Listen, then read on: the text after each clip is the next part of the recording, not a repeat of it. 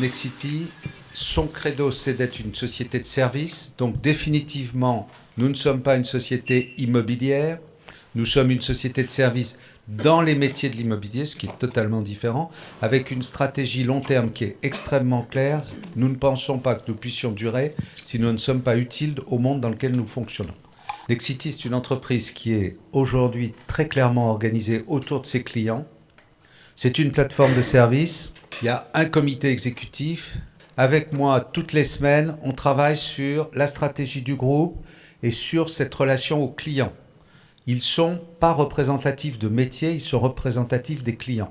Ils sont ensuite les patrons des différents comités qui sont ici, qui sont comités clients particuliers entreprises, clients internes et collectivités, regroupés dans un comité de transformation. On reste très clairement sur nos métiers de base. On ne fait rien d'autre que ce que nous avons fait. On ne change pas le modèle. Simplement, à l'addition de tout ce qu'on a fait, les éléments qu'on vous a annoncés au fur et à mesure depuis ces 4 ans, nous amènent à dire que ces courbes de croissance, vous allez retrouver les mêmes sur les 4 prochaines années, puisque ce que nous disons dans notre communiqué de presse, c'est 10% par an de croissance du chiffre d'affaires, 10% par an de croissance de l'EBITDA.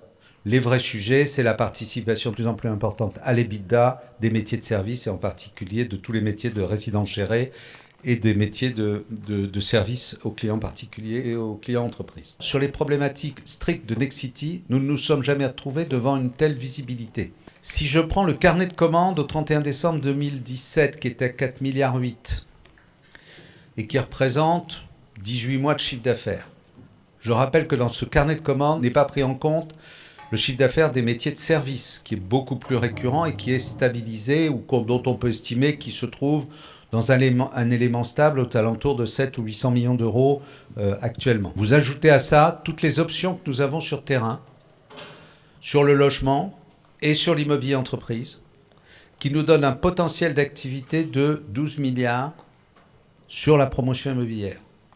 Si je prends 4,8 milliards de backlog, c'est-à-dire du chiffre d'affaires sûr, je rajoute le potentiel que nous avons de répondre à la demande dans le marché, de 12 milliards.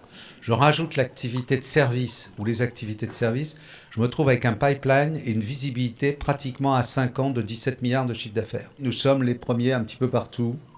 Nous sommes le premier en résidentiel, de très loin. On a dépassé assez largement notre numéro 2 depuis 2-3 ans. Nous sommes le numéro 3 en immobilier entreprise en 2017. Je pense qu'en 2018, on sera le numéro 1. Nous sommes le premier en property management. Nous sommes le premier en résidence gérée avec les étudiants et les seniors. Nous sommes le premier en transaction sur l'ancien avec Century 21 et Guy. Nous sommes le numéro 2 en administration de biens, mais nous n'avons pas d'ambition d'être le numéro 1 parce qu'il ne s'agit pas d'acheter n'importe comment. Le modèle de Nexity, c'est un modèle où on fait du résultat, des marges d'EBITDA qui seront en croissance sur la période.